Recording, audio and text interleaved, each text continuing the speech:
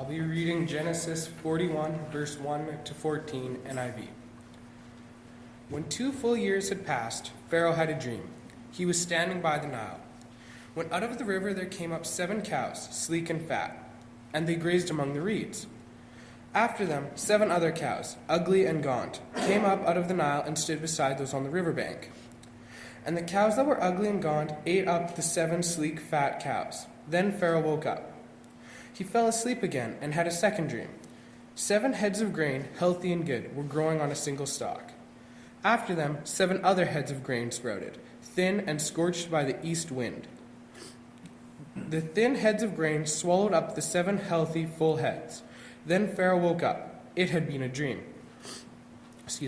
In the morning his mind was troubled, so he sent for all the magicians and wise men of Egypt. Pharaoh told them his dreams, but no one could interpret them for him. Then the chief cupbearer said to Pharaoh, "Today I am reminded of my shortcomings." Pharaoh was once angry with his servants, and he imprisoned me and the chief baker in the house of the captain of the guard. Each of us had a dream the same night, and each dream had a meaning of its own. Now a young Hebrew was there with us, a servant of the captain of the guard. We told him our dreams, and he interpreted them for us, giving each man the interpretation of his dream. And things turned out exactly as he interpreted them to us. I was restored to my position, and the other man was impaled. So Pharaoh sent for Joseph, and he was quickly brought from the dungeon. When he had shaved and changed his clothes, he came before Pharaoh.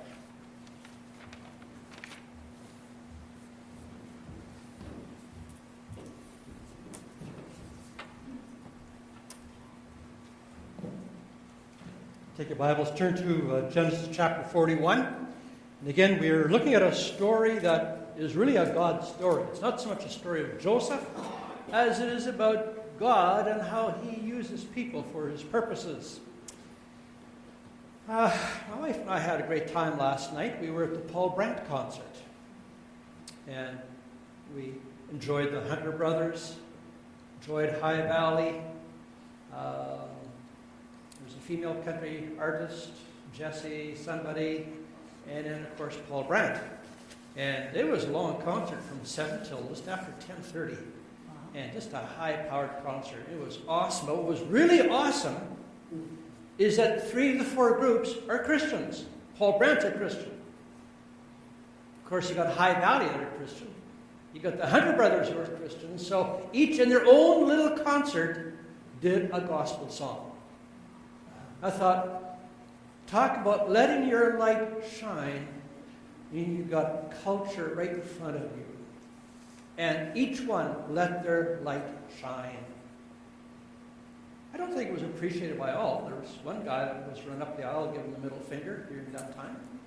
You know, not everybody, will respect the convictions and the faith that we have. But at a venue like that for these guys, everybody's paying $50 a ticket to come to see this. And each group faithfully, even though it's a secular concert, played a gospel song. And then at one point, Paul Brandt called the Hunter Brothers together, and together they did a gospel song together. And with High Valley as well. And I thought, wow, thank you for being brave. Thank you for being faithful with your light. And of course, when we look at Joseph, here's a man who was brave. Here's a man who lived in a dungeon, in a prison. Here's a man who was called on at certain times to exercise his faith, and he let his light shine when the opportunity came. I remember as a little kid, there was a punching bag called Bozo the Bot Clown. Anybody remember that little punching bag, about 4 feet high? And, it was, a clown painted on it, and you could punch it any which way. It always bounced back and was upright. No matter which way you hit it, that thing always came back. Why? Because at the bottom was a 3-pound lead weight that was a counterbalance. It doesn't matter what you did. Because of that counterbalance at the bottom, it always came back up. Of course, they're not lead weights anymore. Now they just have sand in them. And I thought, Joseph always, no matter how hard he got hit, he always came back up again. And we have that same opportunity. That when life gives us some hard blows, we don't have to stay down. We have our foundation in Christ, who counterbalances anything that comes at us and gives us that ability to come back up again. And it's all because of Jesus in our lives. As we look at Genesis chapter 41, very simple outline that I have. I just got 4 simple outlines here. And there's the dungeon. And see, that's the second one. Is there a first one that has just my sermon outline? And maybe it's not there. Nothing there. Okay. Well, that's okay. Good. Then I can preach as long as I want now. I'm not bound by an outline out there. Okay. The very first thing we notice when we look at this chapter is the dungeon. When 2 full years had passed, he's still in the dungeon. After all that he did, he was 11 years in jail already, and then he interpreted some dreams, and they all came true, and he told the cupbearer, now when you go see the king, tell him about me, don't forget me.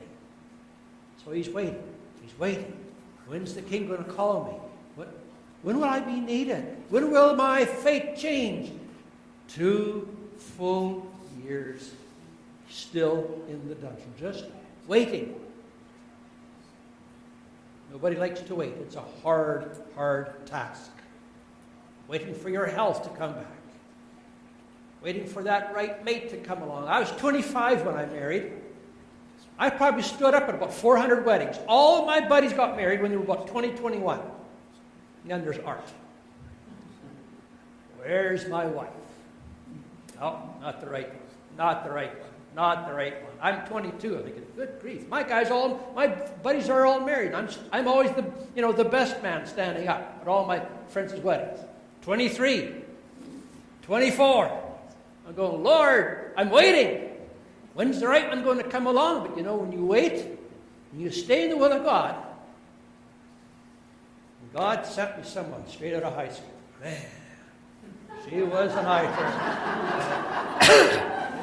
I'm in seminary working my master's degree, and this thing coming out of high school shows up at college, and we just locked eyes. The rest is we're still making history, folks. Waiting isn't always fun. Lord, when is it my turn? When are you going to come through? The encouraging thing is, while I wait, God works. He's doing His work. That's why I need to wait. He's working things out. I had to wait for him to get this young blonde out of high school. I had to wait. But God works while we wait. And those were not wasted years. And as Joseph is in this dungeon, this jail for 13 years, you'd think, boy, those are wasted years. No, that's when God was shaping his heart, shaping his character, teaching him how to be a servant leader. Those were not wasted years. God was at work. Those were times of preparation. And when Joseph was called before Pharaoh to function in a crisis, he was successful because he was faithful in his daily life. Richard Halverson, who used to be a chaplain at for the Senate in the States, wrote this. Man who keeps waiting for the big chance never recognizes it when it comes. Downgrading the ordinary day-to-day affairs of life conditions him for failure or for faith in extraordinary times. If a man is not great when it doesn't matter, he will not be great when it does matter. It is required of stewards they be found faithful. It's those day-to-day things that God is using to shape me to prepare when the time is right. So there he is in the dungeon, waiting while God is working. Well, then, secondly, we have the dream, verse 2 to 8. This is a story that is very Egyptian. It's about the Nile River, which is considered the source of life for Egypt.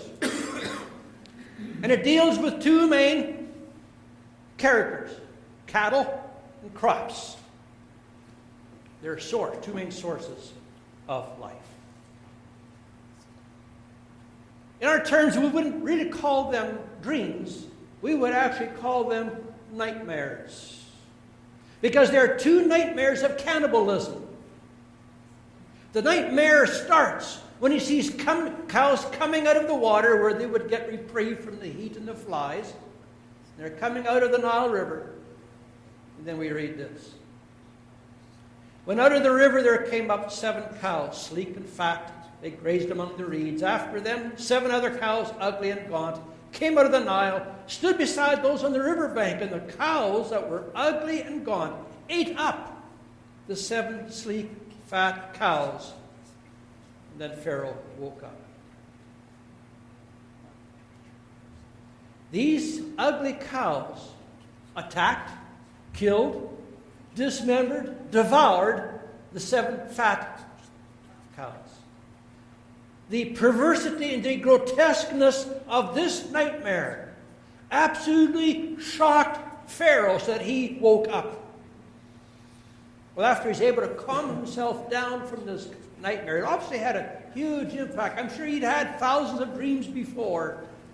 This one really, really gripped him. He's able to calm himself down. And then he says he fell asleep again, had a second dream. 7 heads of grain, healthy and good, were growing on a single stalk. After them, 7 other heads of grain sprouted, thin, scorched by the east wind. The thin heads of grain swallowed up the 7 healthy full heads. Then Pharaoh woke up. It had been a nightmare. His spirit could not be comforted. Now, in Egyptian culture, sleep was considered the way in which you communicated with another world. So your dreams were a connection from the spirit world to you. So therefore, dreams were very important to them.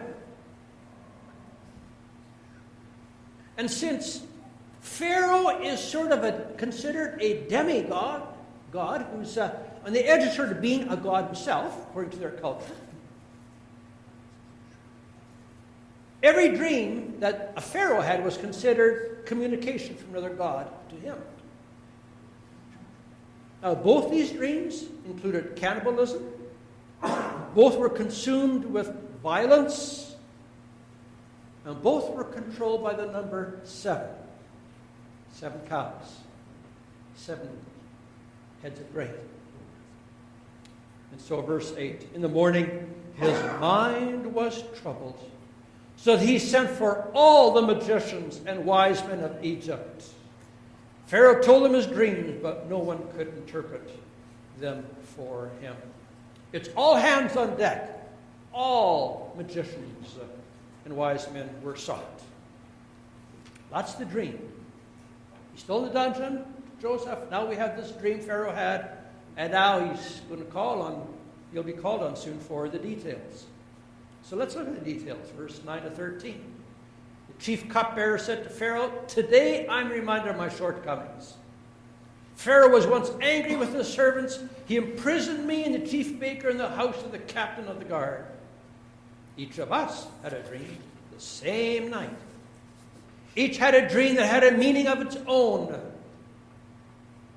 Now a young Hebrew was there with us, a servant of the captain of the guard. We told him our dreams, and he interpreted them for us, giving each man the interpretation of his dream. And things turned out exactly as he interpreted them to us. I was restored to my position. The other man was hanged." As the cupbearer sees his king so distraught, suddenly a little light goes on. Oh, yeah. That Joseph that I forgot about 2 years ago, who interpreted a dream for me, that I would one day lift it up and restore it. He knows how to interpret dreams. And so now he delicately has to sort of recount his story. You know, Pharaoh, I remember when you fired me, set me in prison, and then I came back to you and I was restored to you, and all because of this Joseph. And verse 14, so Pharaoh sent for Joseph, and he was quickly brought from the dungeon. When he had shaved and changed his clothes, he came before Pharaoh. Now, keep in mind, 13 years of jail.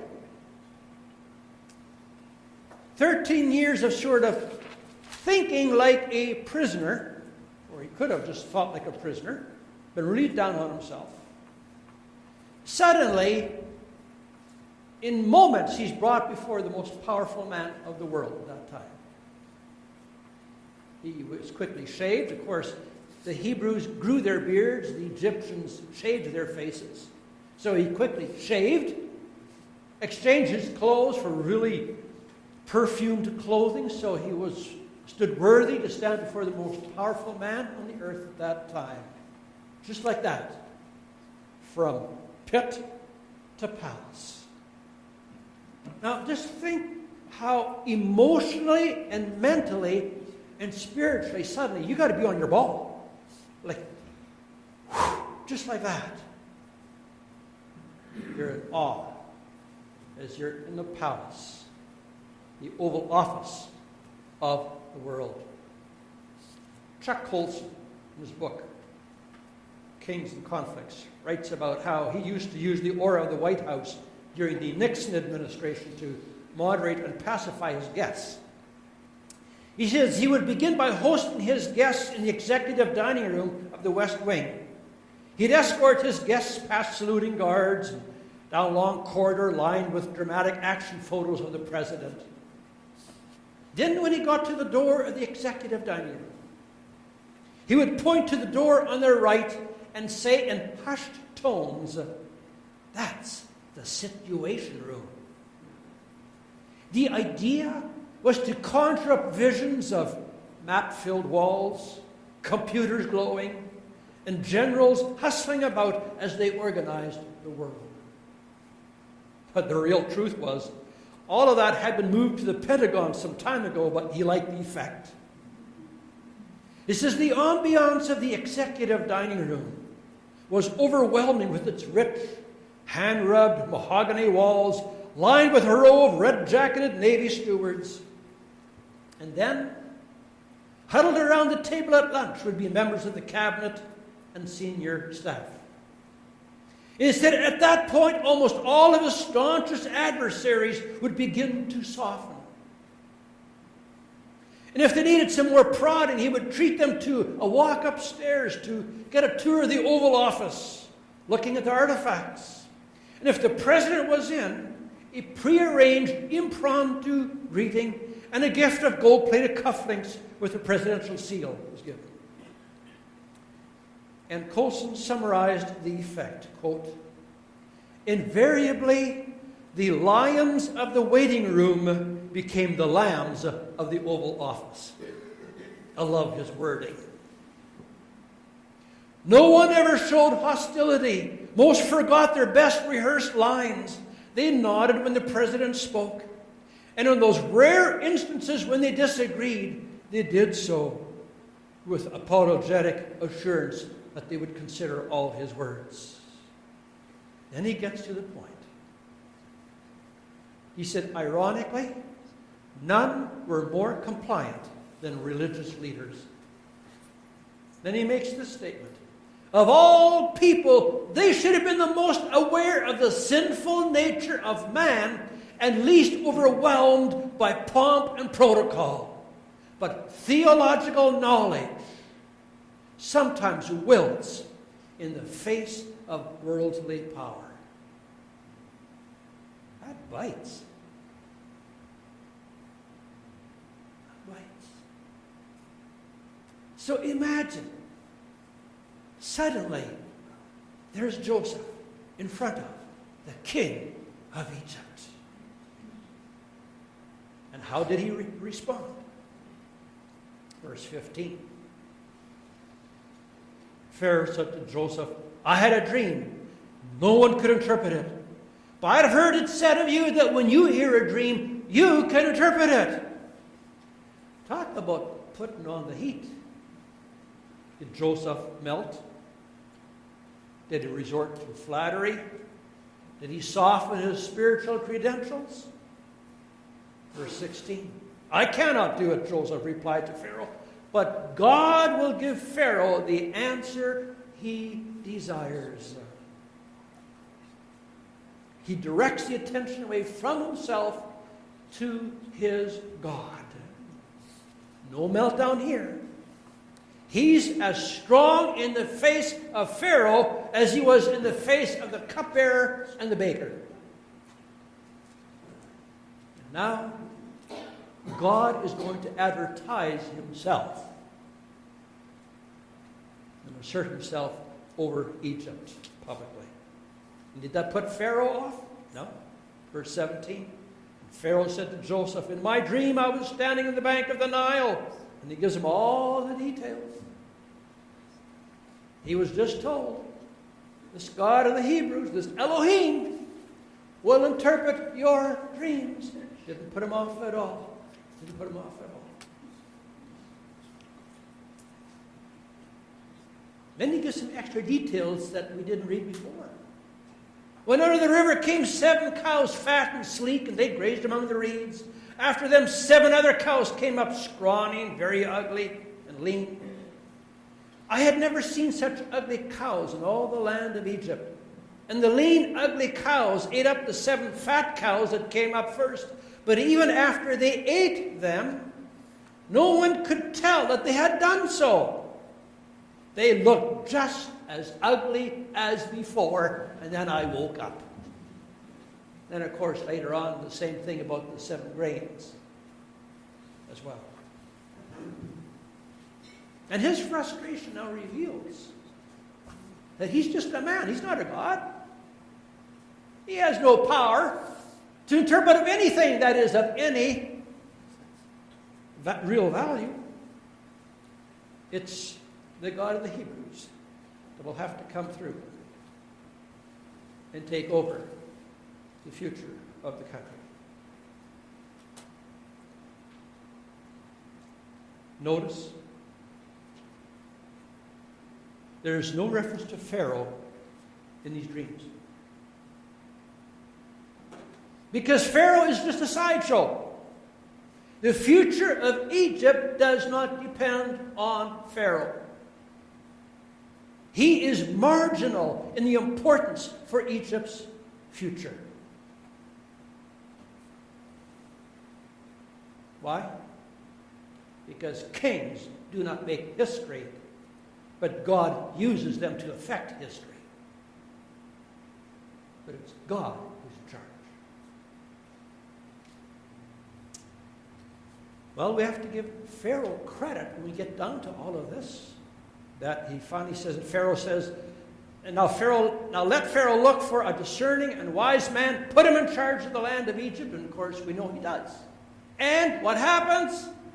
He says, I'm looking for a wise man, someone that has this wisdom. And he turns to Joseph and he says, you're the man. You're the man. I really got to wrap this up because time's running away on me. That brings us to the deliverance. Finally, we're getting to a point where Joseph is delivered from jail.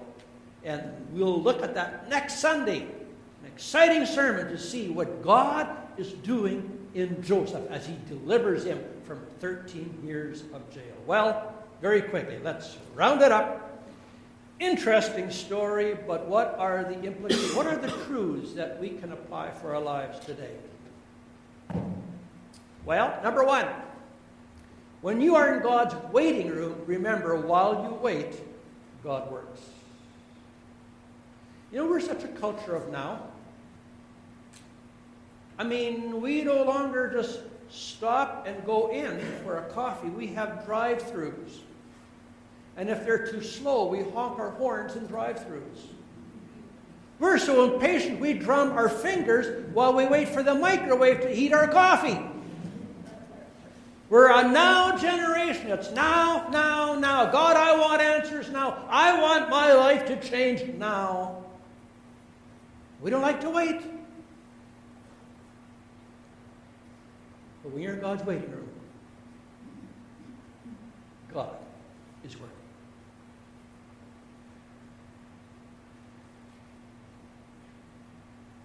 Secondly, turn this around just a little bit. I think this will be fine. I was changing my stuff as I was giving my outline to Lisa, and afterwards I forgot. What did I all tell her? So I've got to look at my notes a little bit up there, because I keep changing things. Anyway, during the waiting period, trust God without panic. What do we do when the cupbearers forget about us? What do we do when promises were given and nobody remembers the promise? And here I am in jail again. Here I am in my situation. Nothing is changing. Well, God cares enough about us to use waiting to build our character. I want to remind all of us of Job 23, verse 10, where he says, while he's in the middle of his dark night of suffering, and he says this, God knows the way that I take. And when he has tried me, I shall come forth as gold. You know, like, my flesh doesn't like that one. I don't like that. When he has tried me. You know what else I don't like? I shall come forth as gold. You know what I'd rather have? I shall have gold. Well, I've been waiting so long. Lord, it's time to some payback time. I want the gold. No, he says, I will refine you as gold. The reward of the waiting is the development of the character. That's why we should not panic when things are difficult. God's at work, but he's at work in me. Another point that I had is, during the time of reward, thank God without pride. Sometimes when something finally comes through, we think, oh, after all that waiting, I deserve something better. Who says I deserve anything? So when good things do come, it's not because I, quote, deserve it. It's because God has chosen to bless me. And I need to give thanks to God for every blessing that comes my way. And also, thirdly, a crisis exposes the futility of the world in things that matter most.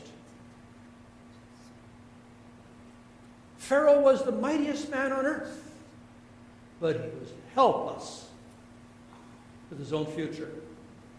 He was helpless with the future of his empire. When it really counts, when the crunch comes, the world does not have an answer for the crises of life, but God does.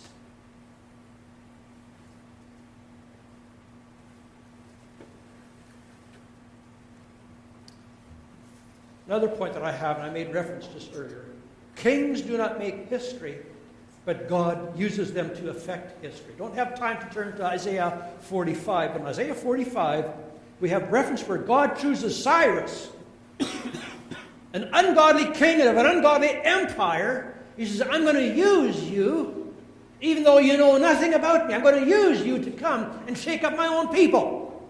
I'm going to make you my servant. It was God who was making history, not Cyrus. And I reminded the conversation between Jesus and Pilate. As Jesus is tried and about to be crucified, Pilate said to Jesus, don't you realize I have power to either free you or to crucify you? And Jesus answered, you would have no power over me if it were not given to you from above.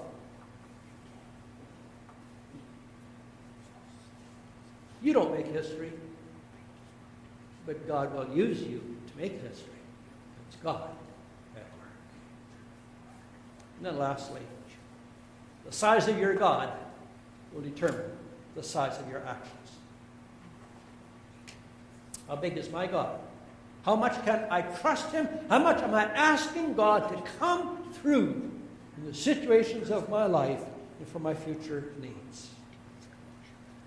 Close with this closing illustration by Robert Wilson, who used to be a professor at Princeton Theological Seminary. At one point he came to chapel, and the guest speaker in the chapel that day was one who had been a student there years ago and had graduated 12 years ago from seminary. And so he left his office and went to sit in the chapel and listened to a former student of his. And when the student was done preaching, the professor got up, extended his hand and said, quote, "If you come back again, I will not come to hear you preach. I only come once. I am glad that you are a big Goddard. When my students come back, I come to see if they are big Godders or little Godders. Then I know what kind of what their ministry will be like." And then he went on to say this. Some men have a little God.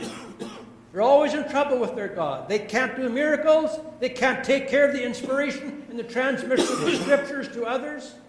They don't know how to intervene on behalf of people. They have a little God, and I call them little Godders.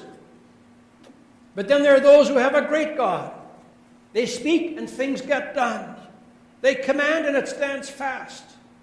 They know how to show themselves strong in the power of God. You, young man, have a great God.